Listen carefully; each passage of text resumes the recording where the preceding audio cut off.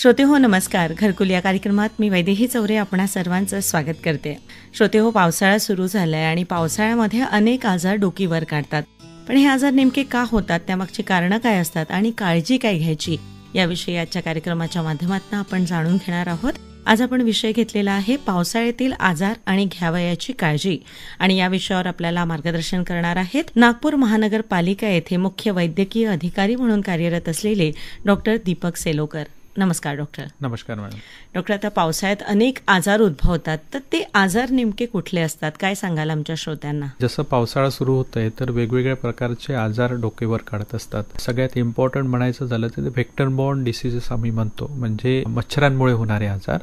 आणि दुसरं वर्गीकरण म्हटलं तर आपण दूषित पाणी पिण्यामुळे होणारे आजार आहेत आणि काही व्हायरल इन्फेक्शन, अशा प्रकारचे आजार हे होत असतात. जेव्हा आपण मच्छरांमुळे आजार म्हणतो तर जसं डेंग्यू आहे, चिकनगुनिया आहे, मलेरिया आहे, हे आजार जास्त प्रमाणात होत असतात. तसंच दूषित पाण्यामुळे जे आजार होतात जसं कॉलरा आहे, टायफॉइड आहे, गॅस्ट्रोएंटरायटिस आहे, डायरिया आहे, हे आजार दूषित पाणीमुळे घेत असल्यामुळे होत असतात. आणि काही व्हायरल इन्फेक्शन्स पण होतात, म्हणजे सर्दी खोकला हे कंटिन्युअस होत असतात. अशा प्रकारचे आजार हे पावसाळ्यामध्ये जास्त आढळून येतात. म्हणजे एकंदरीत विविध आजार आपल्याला आढळून येतात.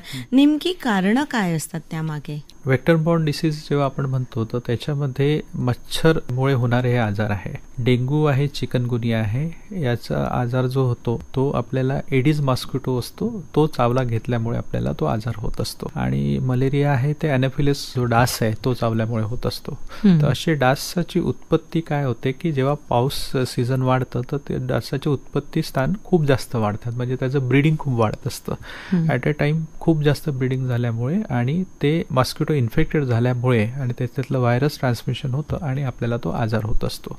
दुसरं जर बघितलं तर पाण्यामुळे आजार जे होत असतात, तर सद्यस्थितीमध्ये आपण बघूया की आपण बाहेरचं खात असतो किंवा आपल्याकडे पाणी जे झाले ते कंटॅमिनेटेड झालेलं असतं. हे कंटॅमिनेशन ऑफ वॉटर झाल्यामुळे आपल्याला पाणी रिलेटेड जे आजार आहेत ते होत असतात. स्पेशली टायफॉइड असो, कॉलरा असो किंवा गॅस्ट्रोएंटरायटिस असो, डायरिया असो, हे सगळे आजार दूषित पाण्यामुळे होत असतात. आणि व्हायरल इन्फेक्शन्स आपण म्हणूया तर व्हायरसेस होतात. आपण जर कोणत्या एखाद्या दूषित आजारी व्यक्तीच्या कॉन्टॅक्टमध्ये आलेलो, जवळ आलेलो असो, तर काही ट्रान्समिशन त्याच्यामुळे पण होतं. अशी वेगवेगळी कारणे आहेत आणि याच्यामुळे आजार सगळीकडे होत असतात. म्हणजे मुख्यत्वे 3 प्रकारचे आजार होतात. याची निदान पद्धती असते का काही? हो, आता हे तिन्ही जरी वर्गीकरण जरी आपण म्हटलं, पण प्रत्येकाचं निदान पद्धती हे आपण मोस्टली 2 लेवलवर करत असतो. तर त्याचे सिम्पटम्स कसे येतात आणि त्याच्यानंतर आपण डायग्नोस्टिक टेस्ट केल्यानंतर त्याचं कन्फर्मेशन करत असतो. आता सिंपल आपण चिकनगुनिया जरी म्हटलं किंवा डेंग्यू जरी म्हटलं तर त्याचे डेंग्यूचं सिम्पटम्स तर सगळ्यात जास्त त्या असणाऱ्या रुग्णांमध्ये ताप येणार. ओके, ताप आल्यानंतर सोबतच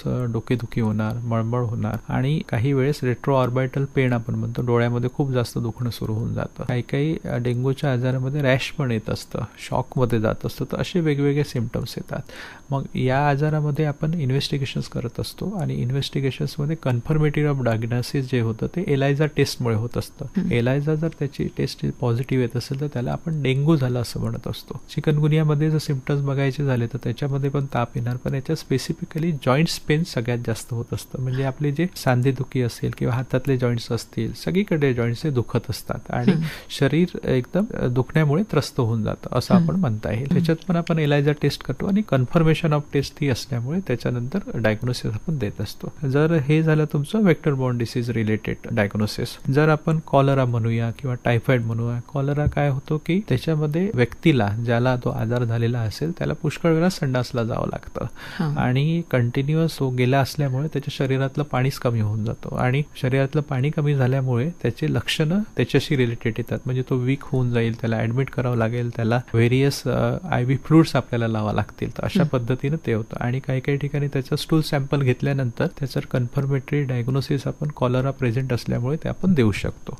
तर असे हे आजार आहेत. काही व्हायरल डिसीजेस पण आहेत, म्हणजे आपले फ्लू रिलेटेड जे आजार आहेत त्याचे पण टेस्टिंग केल्यानंतर कन्फर्मेटरी डायग्नोसिस लॅब रिलेटेड करू शकतो. पण मोस्टली आपल्याला प्रायव्हेट डॉक्टर म्हणूया किंवा डॉक्टर्स आहे, पहिले सिम्पटम्स आयडेंटिफाईड करतात, नंतर ते प्रोबॅबल डायग्नोसिस ते आजाराचं आहे असं हे करतात आणि त्याच्यानंतर कन्फर्मेटरी डायग्नोसिस हे देत असतात. असे आजार वेगवेगळे आपण शोधू शकतो. डॉक्टर, आपण एकंदरीतच सविस्तरपणे सांगितलं की नेमकी याची लक्षणं काय असतात आणि कसं आपण ओळखू शकतो की हा आजार झालेला आहे, पण निदान पद्धती काही स्पेसिफिक असतात का? प्रत्येक आजारासाठी आताच मी बोलल्याप्रमाणे निदान स्पेसिफिक असतातच. जसं मी आताच बोललेलो होतो की जसं डेंग्यू असेल तर डेंग्यूसाठीची आपल्याला ज्या टेस्ट ब्लड सिरमच्या टेस्ट करतात तर त्याच्यामुळे एलायझा टेस्ट आपण कन्फर्मेटरी म्हणत असतो. चिकनगुन्यासाठी पण तशीच पद्धती आहे. मलेरियामध्ये आपण ब्लड स्मिअर घेतो, ब्लड स्मिअरमध्ये ते पॅरासाइट आढळलं तर आपण त्याला कन्फर्मेटरी झालेले असं म्हणतो. कॉलराच्या ह्याच्यामध्ये आपण त्याचं संडासचं सॅम्पल घेत असतो, त्याच्यामध्ये जर कॉलरा आपल्याला आढळला तर तो कन्फर्मेटरीकडे जातो.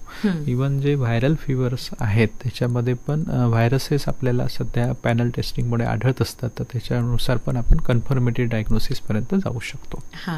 हे निदान झाल्यानंतर उपचार पद्धती काय करण्यात येते?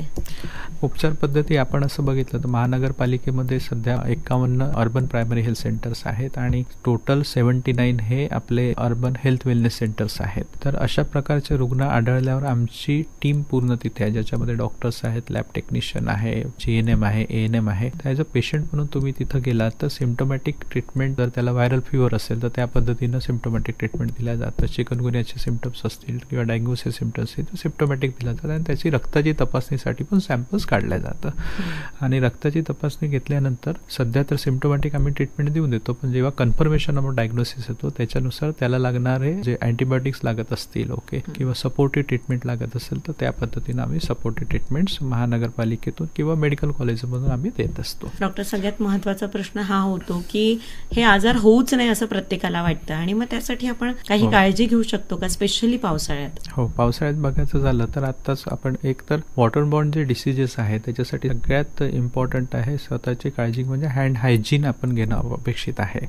सिम्पल रूल्स आपण बनवून घ्यायचे असतात की जेवायच्या अगोदर आपण स्वच्छ हात धुवायला हवं, संडास करून आल्यानंतर पण स्वच्छ हात धुतले पाहिजे, हे एक झालं. दुसरं, पावसाळ्यामध्ये आपण जे पाणी पित आहोत ते कंटॅमिनेटेड वॉटर पिऊ नये, म्हणजे स्वच्छ पाणीच आपल्याला प्यायचे आहे. आणि जेवण घेत आहोत किंवा बाहेरचे पदार्थ खाताना रेस्ट्रिक्शन्स आपल्याला ठेवावं लागतील आणि जे जेवण बनतं ते शिजलेलं अन्नच आपल्याला खावं लागतं, तर त्या पद्धतीनं तुम्हाला करावं लागेल. दुसरं आहे, हे झालं तुमचं वॉटरबॉर्न रिलेटेड आजाराबद्दलचं. जेव्हा आपण वेक्टरबॉर्न डिसीजेस म्हणतो म्हणजे डेंग्यू चिकनगुन्यासाठी म्हटलं तर सगळ्यात इम्पॉर्टंट आहे त्याच्यामध्ये आपल्याला मच्छरांनी चावा घेऊ नये, म्हणजे मच्छर चावायला नको. हे केव्हा होईल, जर आपल्या घरात किंवा घराच्या आजूबाजूला मच्छरची पैदाशी कमी व्हायला पाहिजे. जर कोणतेही मच्छर म्हणूया, म्हणजे आपण एडिस मॉस्किटोज ॲसिड ज्याच्यामुळे डेंग्यू चिकनगुन्या होत असतो, तर त्याची लाईफ सायकल आपण बघितली तर ती 7 दिवसामध्ये ते अंडी टाकल्यानंतर नवीन मच्छर पैदा होत असतं. आणि हे जे मच्छर आहेत ते अंडी कुठे टाकत असतात तर ते स्वच्छ पाण्यामध्ये टाकतात. आता आपण गरमीमध्ये कूलर्स वापरत आहोत तर कूलर्सच्या टँक हे स्वच्छ पाणी असल्यामुळे तिथे हे अंडी देत असतात, अंडी टू लार्वा होतात. तुम्ही तुमच्या घरात जर आयडेंटिफाईड करा की कूलर्समध्ये अळ्या तर झालेल्या नाही आहे, ह्या अळ्या ह्या मच्छरांच्याच असतात, ते आपल्याला आयडेंटिफाईड करावं लागतं. तर आपल्याला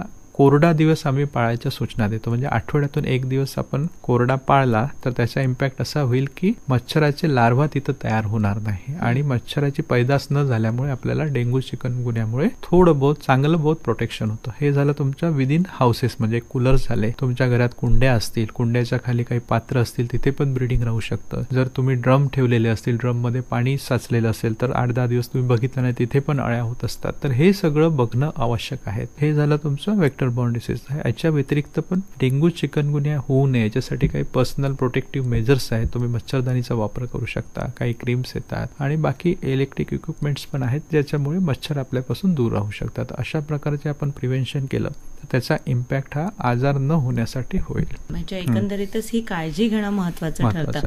आता आपण अनेक गोष्टी सांगितल्या की ज्यामुळे हे आजार आपल्याला होणार नाहीत, पण एकंदरीतच नागपूर महानगरपालिकेतर्फे काही उपाययोजना करण्यात येतात का? हो, वेक्टरबॉर्न डिसीजेस बाबत आपण मागच्या 2-3 वर्षाचं जेव्हा बघितलेलं होतं तेव्हा डेंग्यू आणि चिकनगुन्या हा आजार खूप जास्त प्रमाणात बळवलेला आहे.